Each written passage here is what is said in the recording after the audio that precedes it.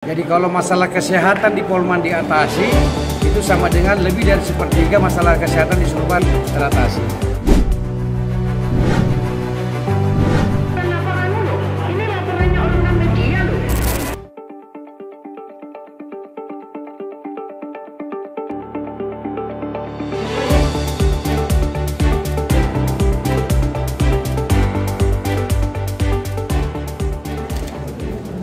Kami melakukan inovasi ini karena kami mau bayi balita stunting khususnya yang ada di Kecamatan Wonomulyo bisa teratasi stuntingnya dan mendapatkan nutrisi yang lebih baik lagi sehingga bayi balita stunting ini bisa keluar dari kategori stunting.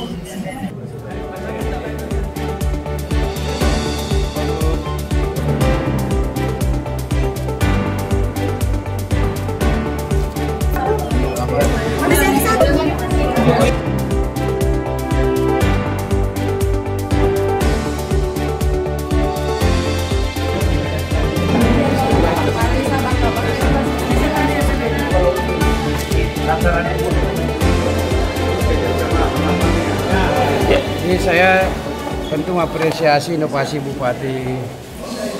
Bupati Polman bersama Dinas Kesehatan, Asisten, kemudian Direktur RSUD Wonomulyo ya. Nah, satu rumah sakit ini tipe D. Saya selaku penjabat gubernur mendukung sepenuhnya upaya dari Pemda Polman untuk meningkatkan statusnya minimal tipe C, kalau perlu ke depan jadi tipe B, kalau perlu depan tipe A. Kenapa? Ini memang kebutuhan kita dan kawan-kawan tahu bahwa penduduk terbesar Sulbar itu ada di Kabupaten Polman. Sepertiga lebih penduduk Sulbar itu ada di Polman. Penduduk Sulbar itu 1,4 juta lebih. Di Polman ada 500.000. Jadi kalau masalah kesehatan di Polman diatasi, itu sama dengan lebih dari sepertiga masalah kesehatan di Sulbar teratasi. Data menunjukkan bahwa target nasional stunting itu 2024 yang lalu itu sudah diminta 14%. Rata-rata provinsi kita masih 30,2%. Polman ini masih 28. Jadi masih sangat tinggi. Apalagi tadi saya dapat keterangan ternyata kita potensi stunting kita masih 17.000. Nah, ini ada inovasi dilakukan oleh pemerintah daerah. Menurut saya bagus karena selama ini mungkin orang tua asuh kerja sendiri atau rumah sakit kerja sendiri, puskesmas kerja sendiri. Nah, sekarang diintegrasikan dan kolaborasi dari orang tua asuh. Ini satu terima kasih juga sendiri nih kepada orang tua asuh karena orang tua asuh kan orang-orang yang mau bersedekah, mengabdikan uang pribadinya untuk membantu anak-anak yang kurang mampu khususnya untuk stunting. Saya kerjasama desa, ini ada tadi kepala desa kita lihat bertanda tangan. Kemudian dari Dinas Kesehatan juga. Jadi nanti yang bayar orang tua asuh, Dinas Kesehatan sama dana desa. Ini saya kira bagus. Nah, catatannya adalah ternyata dari temuan di sini, ini kan kontradiktif sebenarnya. Di Polman itu atau di Sulbar ini ikan banyak, daging banyak, ayam banyak, sayuran banyak. Tapi kenapa orang stunting? Nah, kalau kita melihat prakteknya tadi itu diduga ini belum pasti, harus dicek lagi. Saya duga ini soal pola makan. Mungkin orang tua kita itu tidak biasa suapin anaknya. Jadi disiapin makanan bergizi, bilang sudah bisa kasih bergizi anakku. Betul, sudah dikasih mie daging, ada mie tempenya, ada mie sayurnya. Tapi anak kecil disimpan saja begitu. Anaknya suruh makan sendiri. Nah, kalau begitu datang ke rumah sakit sini disuapin oleh dokter, disiapin oleh perawat, segala macam. Setelah ditangani dalam tempo sebulan, 2 bulan, 3 bulan berubah signifikan berat badannya. Artinya ini teknik mengasuh anak nih. Ini pola asuh. Gitu, cara mengasuh anak, ini pola asuh anak nih. Ini yang saya kira tantangan kita yang harus kita edukasi warga kita. Jangan anak disimpangkan saja makanan baru ya sudah dianggap kalau makan namanya anak-anak kan ya kadang suka, kadang enggak, kadang ditumpahin, apa segala macam. Nah, saya kira ini yang harus kita tingkatkan. Jadi bukan hanya memenuhi kecukupan gizinya, tetapi bagaimana caranya pastikan makanan itu dimakan oleh anak bersangkutan. Jadi kerjasamanya itu dengan pihak pemerintah desa, kami rumah sakit menyediakan susu khusus yang untuk memang bayi balita stunting ini di Rumah Sakit Umum Daerah Wonomulyo, dan susu itu bisa didapatkan hanya dengan menggunakan resep dari dokter spesialis anak yang ada di RSUD Wonomulyo. Kalau untuk peran desa sendiri seperti apa? Peran desa sendiri dalam hal ini dia dari pihak desa menggunakan dana desanya yang ada alokasi khusus untuk penanganan bayi balita stunting.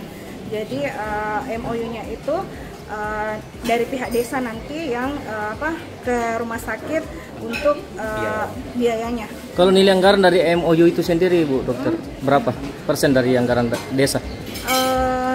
Saya masih kurang jelas mengenai berapa anggaran alokasi yang dianggarkan masing-masing desa untuk penanganan bayi balita stunting ini.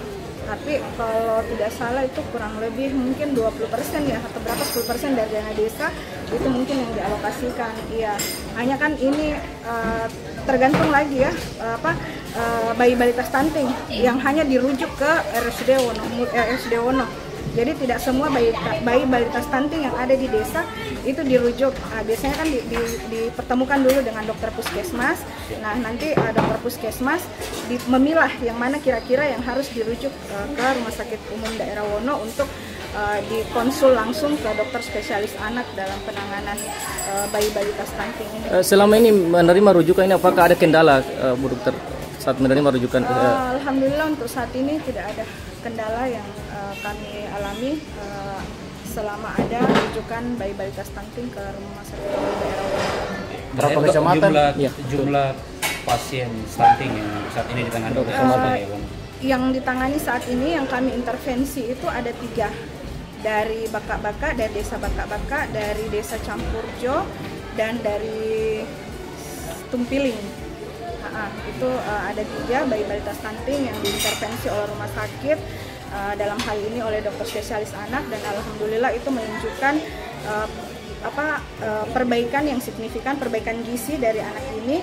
Itu alhamdulillah adalah perubahan dari berat badan yang tadinya 6,2 bayi Humaira itu, sekarang itu setelah 3 minggu dilakukan intervensi itu mengalami kenaikan berat badan 6,8, jadi sekitar 6 ons itu berat badannya bertambah setelah diintervensi selama kurang lebih 3 minggu. Jadi itu yang membuat kami termotivasi ya untuk bisa memberikan pelayanan yang lebih maksimal lagi dalam hal perbaikan gizi dari bayi balita stunting ini agar mereka bisa keluar dari kategori stunting. Kalau rujukan itu sendiri meliputi berapa kecamatan ini untuk Wonomulyo? Untuk saat ini yang kami lakukan MOU tadi itu baru untuk wilayah kerja Puskesmas Wonomulyo, karena seperti kita ketahui bahwa di Wono itu kan ada 2 puskesmas. Jadi yang MOU tadi ini adalah khusus wilayah kerja Puskesmas Wonomulyo. Kalau misalkan ada pasien dari Kecamatan Campalegi, apakah bisa merujuk juga ke? Bisa kami terima, hanya kan belum kita lakukan MOU dengan pemerintah Kecamatan Campalagian itu sendiri. Jadi tapi untuk kedepannya rujukan dari manapun insya Allah kami layani di Rumah Sakit Umum Daerah Wono. Jadi bukan hanya yang melakukan MOU tadi, jadi seketika mungkin dari Puskesmas Campa ada bayi balita stunting yang dirujuk ke Rumah Sakit Umum Daerah Wono, insya Allah kami siap memberikan pelayanan untuk